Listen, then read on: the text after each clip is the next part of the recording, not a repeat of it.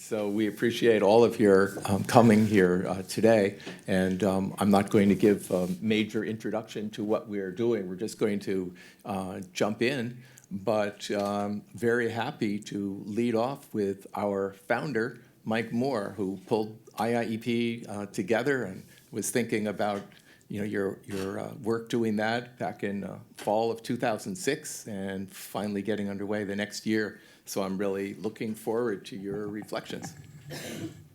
Sure, it's a pleasure. I know most of you, although there's some new folks that I don't know, but 10 years for IIEP, but actually the idea goes back 20 years. When I was associate dean at the Elliott School in the mid-90s, Harry Harding had tasked me to increase the presence of the economics department in the Elliott School. That was a kind of the high watermark of the Washington Consensus, and when globalization was not a dirty word, but instead something that we thought was a good idea. And it was really kind of a two-part process. One was getting the master's program International Trade and Investment Policy going. That was some of you were alumni of that program, which is also about to celebrate its 20th year. And part of that process was getting more faculty in the economics department, which led further on to a proposal in 2002 to found a center on international economic policy. Didn't really come to fruition quite then until we had another dean come in, Michael Brown, who unfortunately was not able. He was here earlier promptly at 5 o'clock, but alas, we're starting here an hour late.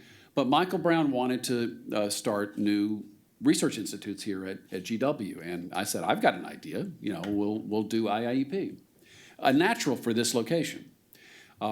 We developed more faculty. We had we're so not just that we're close to other places where things happen in international economics. Obviously, the World Bank and the IMF and the USTR, the Federal Reserve, and so forth. But we had really developed a large enough faculty in-house to start to develop this. And he was an enthusiastic supporter, and Kyle Renner and I started this on a shoestring, and it has been, I think, a great success in the 10 years. And really, I'm sure everyone in this panel will point to Kyle as a critical part of this process. I think everybody here knows Kyle. I think everybody in Washington knows Kyle, one way or the other. I mean, it's unnerving to me how many people know Kyle. But he is a great advocate for this program. And in fact, I'd like to have a round of applause for Kyle Renner. So,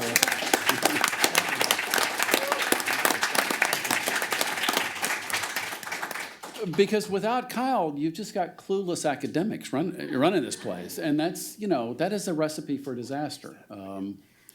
But it really is a no-brainer to have work in this area in the Elliott School.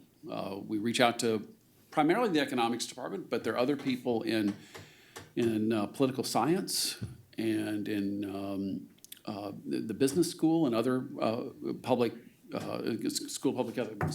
Baird is at School of Public Health. I'm sorry? Jennifer may be here. Yeah, and Jennifer Brinkerhoff is also. We've got. It's really a wide range of interest in what constitutes international economic policy, which is broadly defined. It's trade, it's development, it's finance, related fields. We've had signature initiatives that have come to the fore since then, but it's really that core of concepts in areas that we've focused on. Now, I did the easy part. I said, okay, this is an idea. Let other people do all the work. First Kyle, and then Stephen Smith. I promptly left, and then things started to go well. So it's been a pleasure to watch this from afar, and just the way I'm very proud of the 20 years of ITIP, I'm very proud to be part of this institute, which has really come a a long way from what started with just me and Kyle. So, Steve. All right, well, thank you. Microphone over. Well, as I think about our time and our celebration here, I first want to say that it really has been an honor and a privilege to have served as director in a couple of tours of duty. And so I much appreciate it. And just starting to echo what Mike said, I think IIEP works well in part because of how well we all work together. And that, of course, includes Kyle, without whom the place would fall apart fairly quickly, I'm sorry to say. But, so our goals, of course, include our own professional development, but also supporting each other's work, making constructive contributions to the world, we hope, continuously learning and sharing what we learn. And so IIEP's excellence, I think, is also represented by our current and former research assistants and administrative assistants, of whom I'm very glad to see several alumni from our IIEP research assistant groups here today. That's really delightful. And to see, and so with Kyle's leadership with the admin and research assistants, it really augments what we've been able to do here at IIEP with your sense of purpose, and also, I think, a great sense of camaraderie that I always notice among our assistants. So I always hope we'll be a very productive place to work, but I also hope we'll continue to be a fun place to be. And so it's always good to see that as well. And so we never forget that IIEP, although a research institute within the Elliott School and GW overall, is also very much about our students. And of course, that means the students in our classes, taught by our affiliates, and our individual mentoring and work with students in theses and so on, but also in supporting the programs that many of you have been a part of. Mike mentioned IIEP, also International Development Studies, and several of the other programs. And here, I think Kyle has been, again, a tremendous resource. I often see people working for the other programs having some question, and they come over to ask Kyle how things are done. So, but the director has an important role. The GW administration certainly keeps us very busy filing reports of all kinds. Maggie, you'll be happy to know that we recently took care of one of the most onerous of activities, getting our next 5-year renewal of our charter. So you won't have to do that. And I want everybody to mark their calendars 5 years from now, or 15. We'll at least have a 15th celebration. So that would be very good. And all those reports are read very carefully. Right. Yeah, well, they're at least signed by someone illiterately or whatever. Yeah, well, I shouldn't say that. Yeah, but despite these kinds of administrative activities, really my primary job as IIEP director has been to listen to find out what exciting projects my colleagues are working on, how they might want to translate some of that work into exciting events. And then just to make sure that there's the support, the resources, the help to make these events possible. And that makes my job easy. It makes the director's job work well. But that is really what we've been about as an institute, working together across all of our affiliates, the assistants and students that we work with across, as was mentioned, the university, 6 schools of GW, and more recently with partnerships across many of the area and other main institutions working in international economic policy. And Kyle and his team looked at the record. We've had at least 25 co-sponsored events with the World Bank and 12 co-sponsored events with the International Monetary Fund. And others are already in the works. So, and in addition to that, we've had collaborations with Inter-America Development Bank, International Labor Organization, United Nations Environment Program, United Nations Development Program. So these linkages are very important.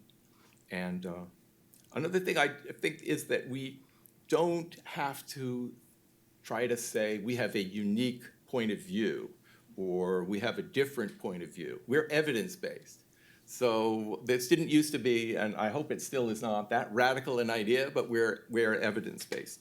And we wouldn't think, how are we going to dream up some slogan about our untouchability or whatever, right? Because no one, no one has ever imagined, and no one ever will, that our research and our work would be influenced in some way by outside money. It's simply because who we are, and I think that people recognize this. So we chose today, April 20, as our day for our celebration because it's the 10th anniversary of the first large-scale conference that we held. And I remember you're coming by my office to tell me about organizing IIEP, and that sounded very good. And then you said, are you interested in organizing a conference? And so it worked out quite well. Shaheh Emran, our former colleague, who wanted to join us today, but he's at Cornell presenting his research. But Shaheh and I put together the research conference on frontiers in microfinance. And it really was quite a good conference for those who were here. It was Kyle's first conference that he organized. I'm sure you remember it well.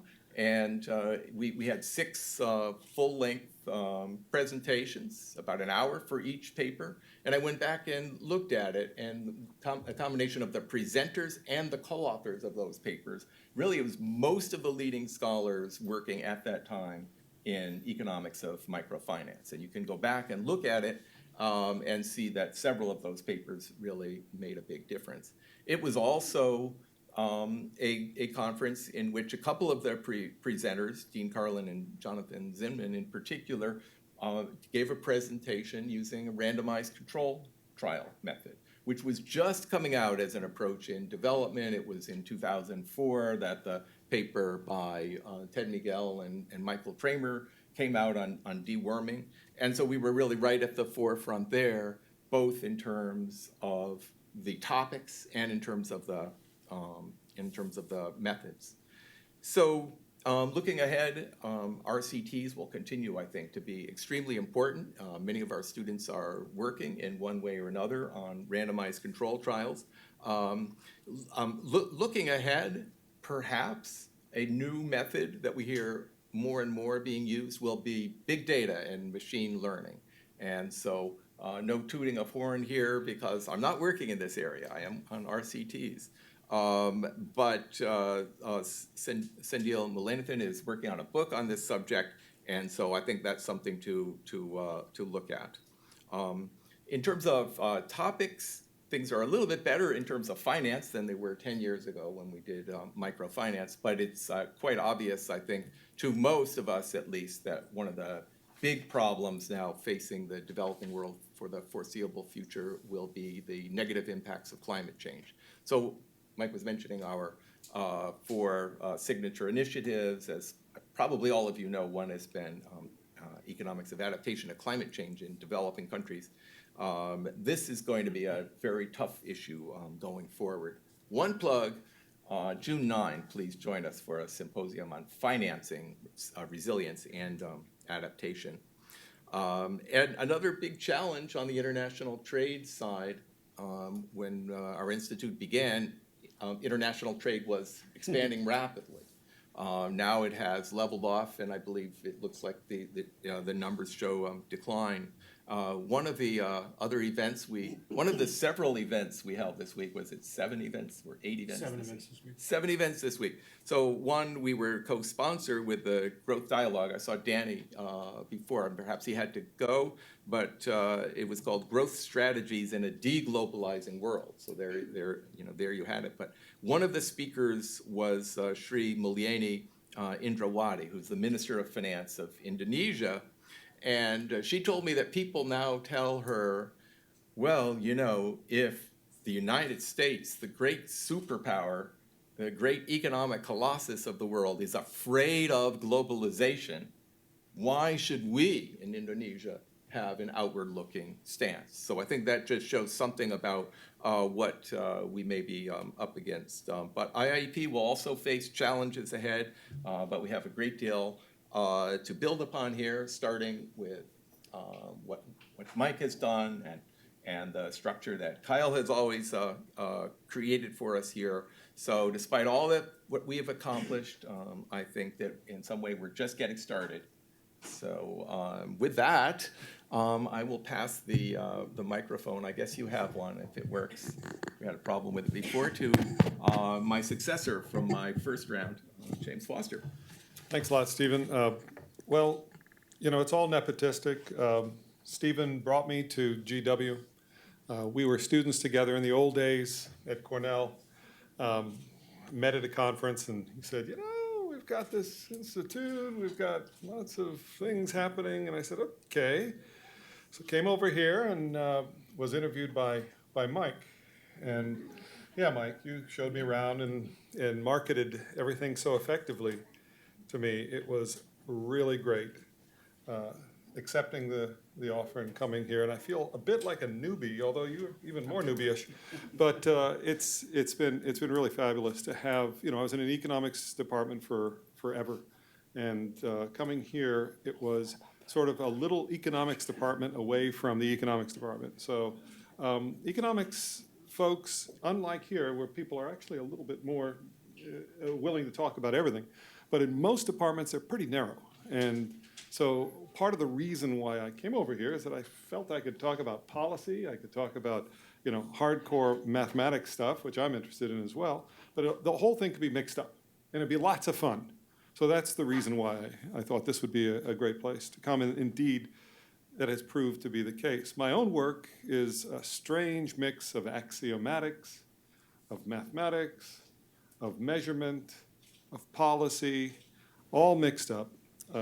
What it turns out the niche I fill has been measurement, really, trying to translate what people are trying to measure into something that really works, that they can use to explain to people, to citizens, what's going on, that they can use to explain to each other, because coordinating an institution is really tough. And so I really think internal governance is 100% related to measurement.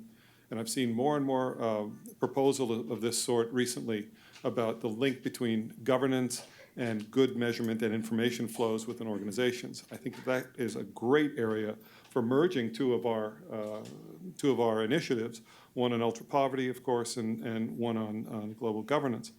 But continuing on, I think I'm looking forward to continue working in measurement and bringing that as a kind of an expertise area within the Institute, being able to talk about labor markets. A recent measure that we've been working on is a measure of employment conditions for Latin America, 17 countries in Latin America, including not just quantity but quality of employment. It's being implemented at the Inter-American Development Bank, should be online shortly, but also questions of mobility, I think, that are really right now on the forefront. What is it that makes it so that one part of our country has so many people whose kids are doing worse than they are, and other parts of the country have, you know, parents whose kids are doing even better than they are, and they're already doing great? So studying that question, both locally in the US, but globally, I'll be going to Mexico next week for that, I think is really interesting, and it's part of what's on very current in driving the policy agenda at this point. But most of all, I think it's going to be the poverty discussion, which I hope against hope that one of these days that I'll be able to convince the US government to consider the use of a multidimensional poverty instrument in order to better target and assess progress in poverty, and also to be able to link policy much more directly with outcomes, poverty outcomes. It so happens that Canada has now started inquiring into its use internally for the country, but also for the projects that it evaluates and the money that it supplies for worldwide development projects. So this is a big thing. Now back to the Institute. What do I like best about the Institute? What have I liked best? it's really the conversations. I mean, I'm sorry, that's it. When I can turn around and chat with someone about a topic that I have no idea about, and yet it's right there in my face, the expert. And people in all different disciplines, I see people in many different disciplines here discussing these issues. My favorite time as the Institute director was when I would get people together and just ask, what are you working on? And we'd all just go around the table and say what we're working on. And the people would say, what value added is that? That is incredible value added. And I want to have more of that, Maggie. So when you take over, please. And this extends also to the teas that we would have with students, the development teas, where a student can present what it is that they're working on, and then everyone can just chime in and say, here's what is interesting about that, here's what you might change. Anyway, I'm going to turn it over to my good friend, Jay Shambao, to go ahead and give his interpretation. Thanks so much. Thanks, James. So since I was only director of IIEP for 10% of its existence, I feel like I should be brief relative to the longer tenured directors. Oh, go ahead. I should not be But talking as then. Maggie pointed out, that would leave her with 0 time. So we won't use that as a rule. When I was reflecting on IIEP, I think much like James, actually, IIEP is part of why I'm here at GW. When I was trying to figure out what was the right home for me in the DC area, and Graciela Kaminsky was very ably convincing me to come here, I came over to the Elliott School, and I think we sat in the conference room downstairs, and I think I was with James and Mike and Stephen and Kyle all together, and they were telling me all these incredible things that you could do at IIEP and all these resources that would be here and all these great things that would be here, and I kept thinking, wow, this does sound really good. And then I found myself director a few years later, and when I look at what IIEP can do and why I've found it to be a really valuable thing is it creates a community of scholars, which when you're an academic is something you don't always have. You may in theory in your department, but academia encourages you to be narrow, and IIEP I think encourages us to think about questions as opposed to just our research, and I think that's what's been really fun for me about it. And it also has provided an outlet to policy. It's a way we can communicate the thoughts we have on research into the policy world, and most of all, it gives us an infrastructure to do things, and an infrastructure to do lots of great events and bring people in and all these things. And of course, when I say infrastructure, I mostly mean the person sitting to my left.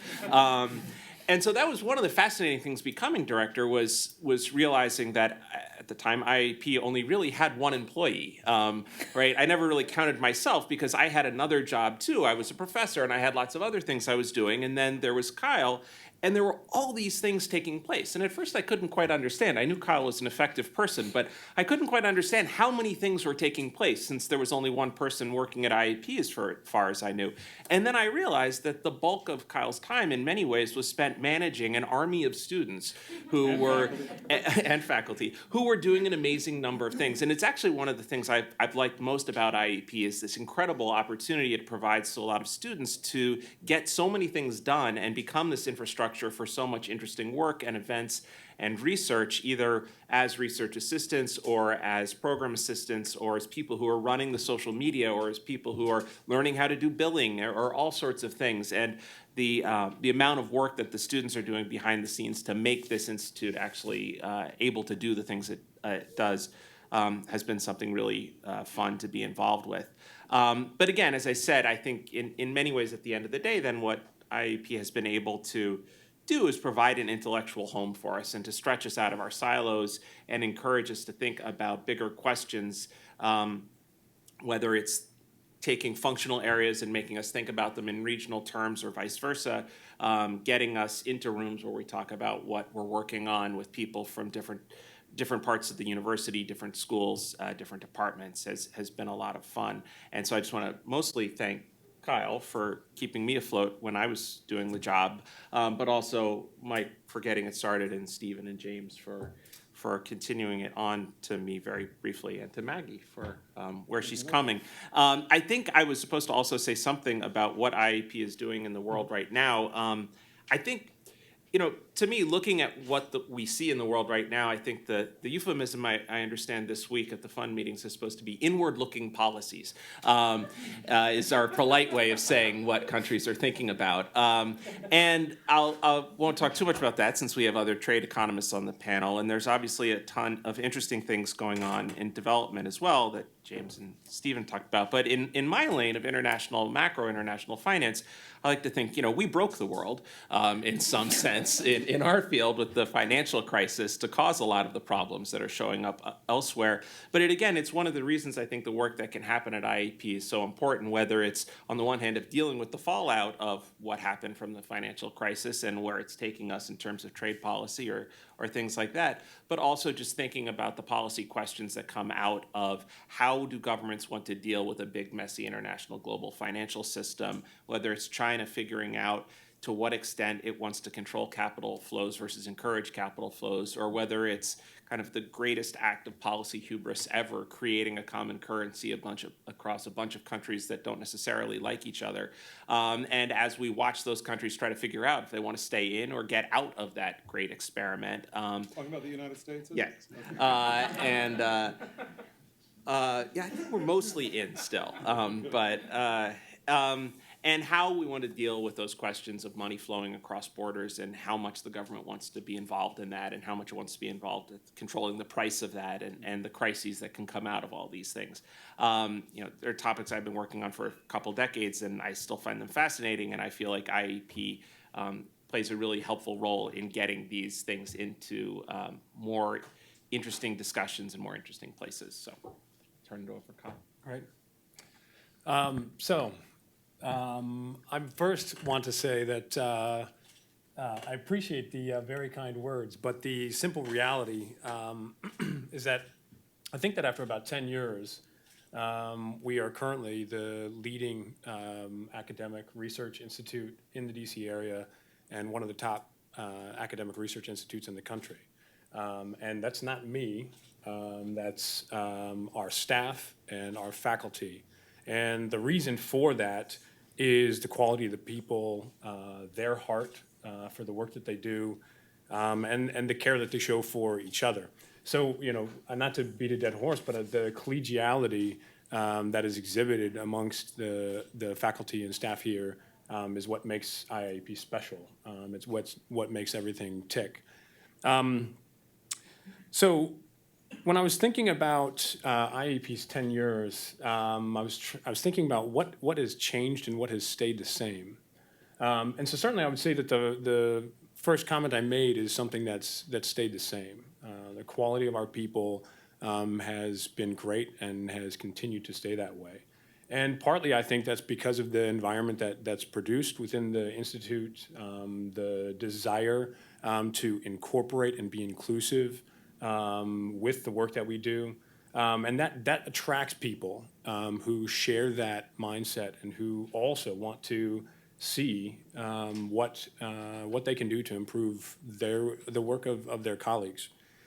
I was also thinking that the sheer volume of people involved has also changed. As has been mentioned, when we first started, I was the only staff member, and I was a part-time staff member. If you can imagine trying to run the Institute as a part-time staff member, you can understand why we, as quickly as possible, expanded. And at the moment, we have around 40 staff per year. And those staff initially started just helping out with events. And then over the years, we've expanded into working directly with our faculty members on research projects, ensuring that our work is distributed nationally and internationally via social media and on our website. We have an accounting team working in the background. And there's a structure that is developed there that targets people to ensure that our students are gaining the maximum amount of professional experience that they can while they are here. And we have extraordinarily successful alumni. Just one example is Jane Olmsted Rumsey. She worked for us here as an RA as a sophomore. I think she's the only sophomore RA we've ever had.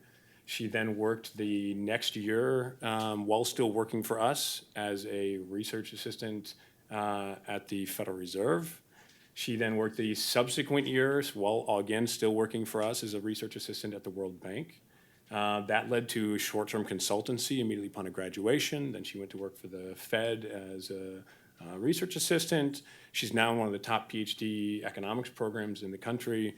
And that's just one example of people who we have working for us, who take advantage of the opportunity they have here when I throw them into the fire, to really grow and develop. And that's one of my favorite things about the Institute, and what I really think gives it its heart is people who come on board and then work really, really hard to make sure that that they grow. So that would lead me to my next thing, which is that I'm not an economist. I wasn't an economics major. I don't have a master's degree in economics. What I've always cared most about is human development. And so one of the interesting things for me, thinking back over 10 years, is I actually would say that to a T, every single director that we've had, and almost every single staff member we've had, has been focused on that, whether or not they realized it or not. But people who are here want to learn. They want to share that with others. They want to push each other and encourage each other. And I think that's something special, not just for university, but also just for any organization. That makes a difference. So what else has changed? So over 10 years, we've had more than 250 student employees. We started out with 14 events in our first year. We've had now more than 300. At the moment, we average somewhere between 40 and 50 events per year. We're increasing our number this year with 7 this week, which is crazy. My staff are a little bit overwhelmed at the moment, but they're doing great, as we expect them to. Our number of faculty affiliates has also increased. If my records are correct, I think we had 13 on our roster to start. We're now at 50. And the volume and variety of them have changed. So we've tried to be as inclusive as possible, and I think that we've done a good job of targeting people so that the way that we think about international economic policy is not just trade, it's not just development, it's not just finance, but incorporates all of the different aspects that you would expect to find if what we really care about is understanding how people are impacted by economic activity. So geography, public health, law, history, political science. There are 10 different disciplines or fields encapsulated in the IIEP faculty. That's something that I think really gives us strength for the next 10 years, because we're not just a group that is looking at the pure economic side of things. We're capable of looking at almost every issue that's going to come to the fore in the future. So lastly in this area, I think that IIEP has been successful because of targeted activities. So one activity that we started shortly after Mike Moore stepped down, he disappeared for a year, and then he came back and said, hey, I'd love to give you guys some more work. And so we had looked around and noticed that our trade economists were consistently running into other DC-based trade economists at conferences elsewhere around the country or the world. And we thought to ourselves, why is there not an event that's bringing them together here in DC to share their current research, not published research, their current research, ongoing research with each other to ensure that it gets the best feedback possible. And what we really focus on is encouraging the quality of DC-based academic research in this area. So we founded the Washington Area International Trade Symposium. The 7th annual WAITS is tomorrow. We did something similar for development economics shortly thereafter. The 5th Washington Area Development Economic Symposium, WAIDS, is taking place May 5th. And that's just one example of, I think, the way that IIEP has tried to identify areas that are ripe for activity and not just kind of talk about them, but actually make a difference. And again, that's not me. I shouldn't get the credit for that. That's our staff being willing to push beyond what might be normally expected of student staff, and our faculty members, because we try to never start an activity if we don't have a faculty lead. And so we've clearly had a lot of faculty leads, if you look at the volume of the work that we've done. So then lastly, something really cool that's happening this week is that for the first time ever, we have students and student staff attending the spring meetings representing IIEP. So the IMF this last year reached out to Stephen and I and said, we'd like to invite some of your students and staff to come attend the meetings as credentialed guests.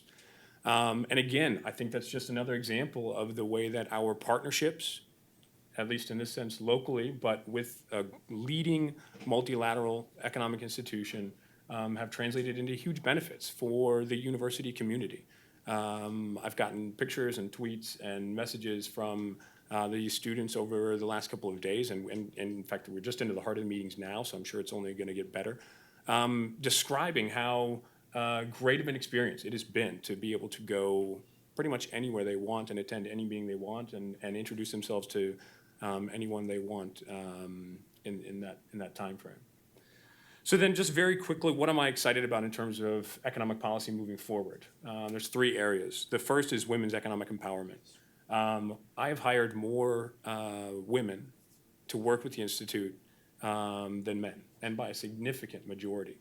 And in many cases, those were women who, to begin with, weren't overly interested in economics, or perhaps weren't studying it. And I can't tell you how many of them have then changed their major, changed their field of study, added a minor, taken quantitative courses. And so it's not just empowering women elsewhere in the world, which is absolutely necessary, but it's also looking around at the fields that we work in and saying, we need more women. We need more people like Maggie. We need more people like Tara. We need more people like Sarah Baird and Jennifer Muzz. We need more people like Vita Babic. We need more women to engage in these areas. Angela, one of our first research assistants, is sitting right in front of us. She had I think a great experience with us. We certainly thought she was fantastic. So that's one area. The other is something that we're already doing slightly, which is I'm interested in what the next big 4 looks like. And I mean that in the sense of what's going to drive global economic growth over the next 4 years, next decades. And the big 4 for me would be the US, China, India, and Sub-Saharan Africa. And we're studying 3 of those areas with greater and greater depth as part of our regional initiatives. So I'm really excited to see how that changes, and I think we're going to be participating there. And then lastly, I'm really interested in the rise in digital economic activity. This is work that we've been doing with Susan Aronson and Mike Moore and Maggie Chen and Tara Sinclair. And none of us can avoid the fact that our use of digital technologies is core to who we are. There's going to be enormous social implications to this. Somebody's going to capitalize on those social implications by turning it into a money-earning activity. And I'm very interested to see what that's going to look like from a legal perspective, from a business perspective, from a social perspective, from a humanitarian perspective. So I'm eager to see what that turns into. So now it's my pleasure to turn the microphone over to Maggie Chen, who is graciously agreed to serve as the 5th now director of the Institute. And as Maggie will herself probably tell you, we have already started her working. So, so thank you so much, Maggie, for, again, your collegiality and being willing to jump right in. Yes, women empowerment. Yeah. Thanks, Kyle. So this last week, I was attending a conference called World Affairs, and during the conference, I visited 2 of my mentors from grad school, Jim Markuson and his wife, Ann Collars. Both of them are economists. So I told them, I reported to them that I'm gonna start serving as an institute director, and I was looking for inspirations. So Anne, who has held multiple administrative positions, told me, wow, that sounds like a great opportunity, but wait here. So 2 minutes later, she came back. She came back with a book. And on that front cover, it was a man sitting behind a huge desk, far away from a telephone line, looking completely distressed. And the title of the book was College Administrator Survival Guide. So I took that book and came back, from my trip with that book. And I started flipping through the book last night, because I might as well start reading it soon, right? So I only made it to the second page of the first chapter. And it's funny, the title of the first chapter is called Embrace Your Fate. So that to me was enough, right? So many people ask me, actually including my family, why I agreed to take this job. So the short answer was actually very easy, and that is my boss and my colleagues told me I should do it. The longer answer, which is also true, is that I actually find it kind of exciting to do this job, especially at this time, right? As we all know, we have come a long way on the front of international economic policy. And this is a story, actually I'm gonna tell a story, but I've told this story to many of you in this audience, my students, so it's gonna be boring. But I remember many years ago when I was about 5 or 6, I was listening to the radio. And the radio said something like, the United States just renewed the status, China's status of most favored nation. And I remember thinking to myself at that time, wow, this is huge. China is the US most favored nation. And of course, just to find out years later, to my dismay, that was not the case. But I guess on that front, we haven't made too much progress. But obviously, international economic policy as a whole and the Chinese economy have moved forward since the 1980s. And so has my trade education, fortunately. So as you know, China joined WTO, and a lot of trade agreements have been put into force. U.S.-China economic and political relations have improved dramatically since Richard Nixon. And millions of people have been lifted out of poverty, including myself. I used to live on food stamps. I was telling my colleagues actually before coming to this conference about, how we share clothes growing up. Apparently, all of us did actually,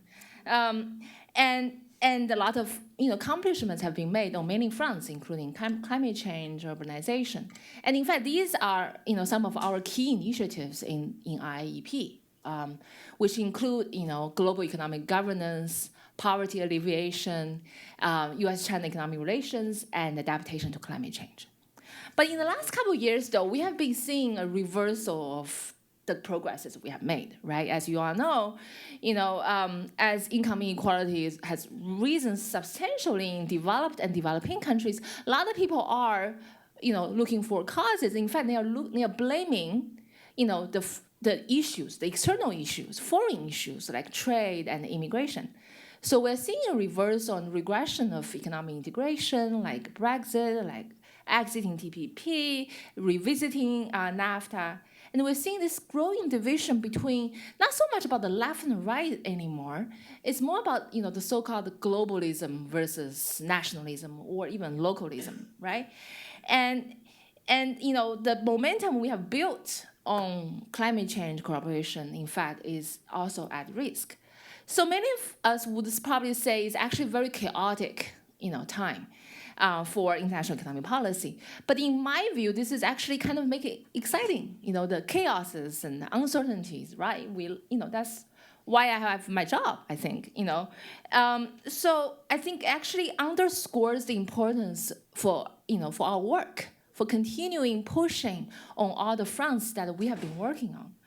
So I really want to thank everybody in this audience, my predecessors, and Mike in particular for founding the Institute, and all of our affiliates, for doing the incredible work I often, have trouble keeping up with, our amazing alumni and, supporters, Kyle, never enough, and all the staff that we have had, and, for handling like 7 conferences a week or 8 conferences a week.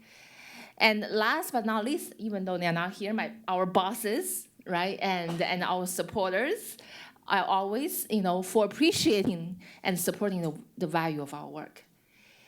And thanks to all of you, IIEP has really marked ourselves on the map of international economic policy. And now going forward, I really would like to ask for your continuing support to help us continue with the progresses that we have made on all these fronts, but also more to rise up to the emerging challenges and always look for solutions that we can help and make an impact on international economic policy. So I really look forward to working with each of you, and I'm here to listen. I'm here to learn. So, thank you.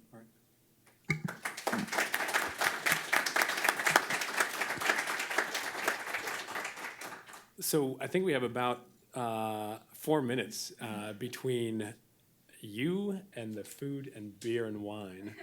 So that's like the worst place to be, given who we know who the crowd is. Since we invited you, we know exactly who you are. But we did want to open up the floor to any questions that anyone might have, either about the future of international economic policy. I'm sure everyone on the panel would love to tell you what they think about Trump's administration. Yeah, you can see how excited they are about that. But if anybody has any questions, we're happy to take them. Udunopa. Yeah, there are microphones somewhere, but. We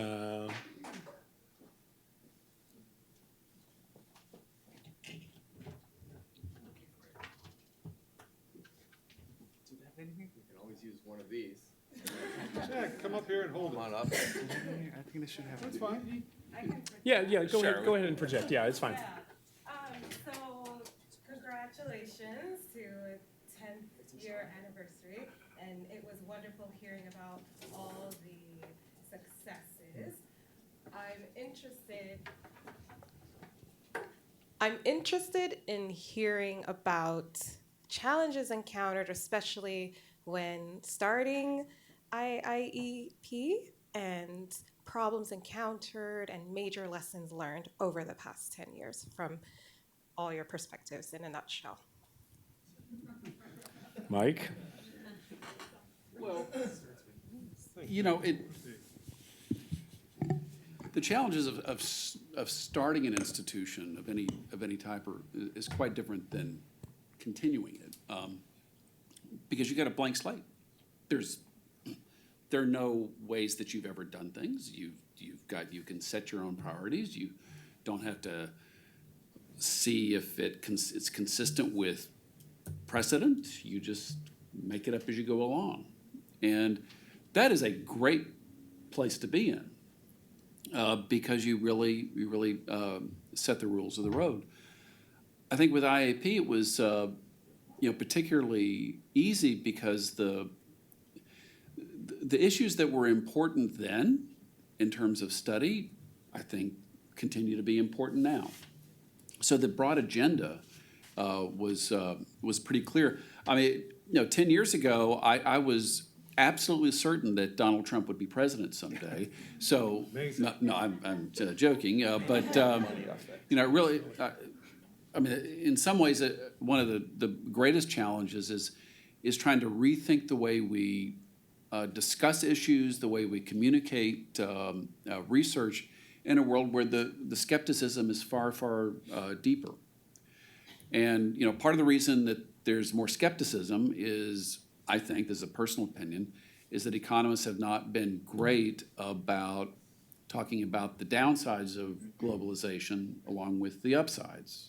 I mean, anybody that's ever taken a class with me will know that I spend a lot of time talking about the winners and the losers. That's an important part of it. So I think we've come along as an institute and the various disciplines that are involved with this. It's not just economics, but of trying to deal with the real consequences of change, not just economic change, but technological change, and that there are real people that get hurt, and the importance of understanding that bad policies can make the problem worse rather than better is really critical to what we're doing, and I think that's been part of it from the start. So, again, I think from my perspective, it's easy to start something. It's harder to keep it going, but the issues remain constant. That's probably part of human condition, but it's also part of the realities of international economic policy. So,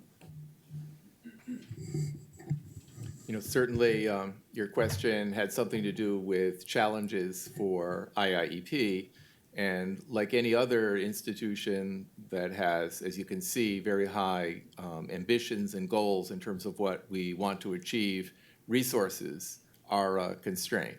And we have been very fortunate to have had an anonymous donor and other donors to really get us going.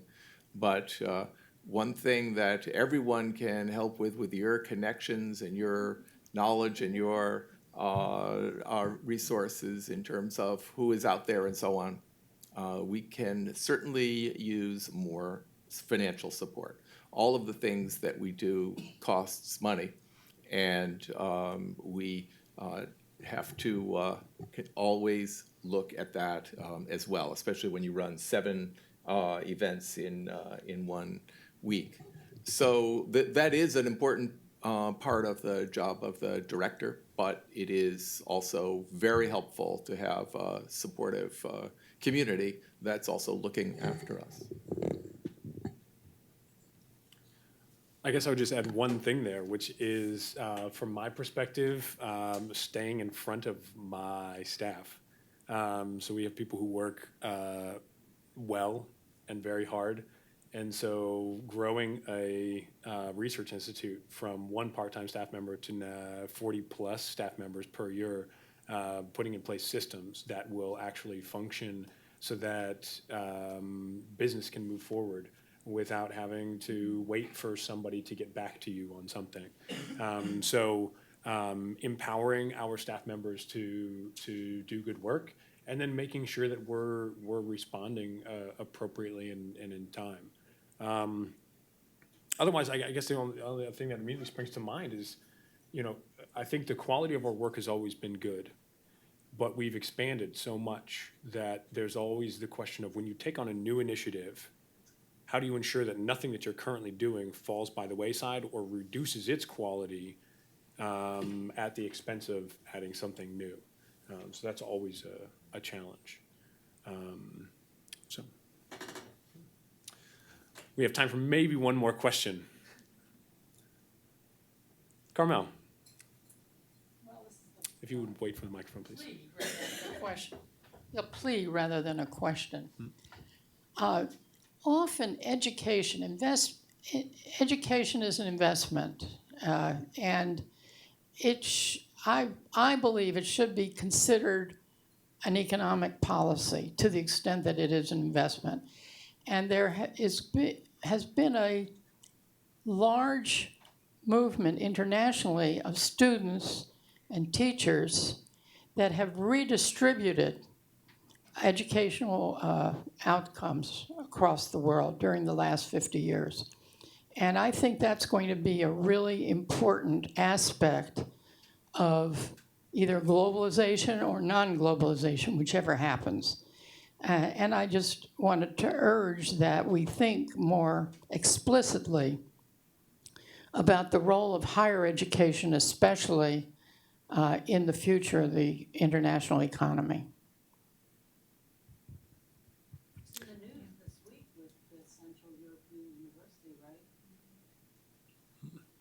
Yeah, I mean, I take your point, and in fact, the 2 master's programs that we sponsor that fall under the umbrella of the Institute are the International Trade and Investment Policy Master's Program, which this fall is celebrating its 20th anniversary, and the International Development Studies Program, which I think, 2 years ago maybe now, celebrated its 20th anniversary. And so Stephen was the founder. and Stephen was the founding director Well, of IDS. Mike was the founding director of ITEP. We have important graduate programs for students from all over the world to come to the United States. But I think we are entering the era, or we have entered the era, where many of them are faculty in universities in their own countries, so that American higher education is now competing with higher education in other countries in a way that will affect trade policy. Great. Any last question? If not, then we will adjourn. Great. Well, thank you guys so much. Just around the corner in the lounge, we have dinner and drinks. We'd love to have you guys stick around. It is also the ITIP Alumni Networking event this evening. So please make sure to be friendly to your neighbor. All right. Thank you. Oh, wait. I'm very sorry. I was informed that I should take a selfie of the panel. So are you ready? Here, let's switch. What? Oh, All right. I think we I think we can hand the. All right, you ready? One, too much two, like a three. It looks too much like a selfie because it is a selfie. All right.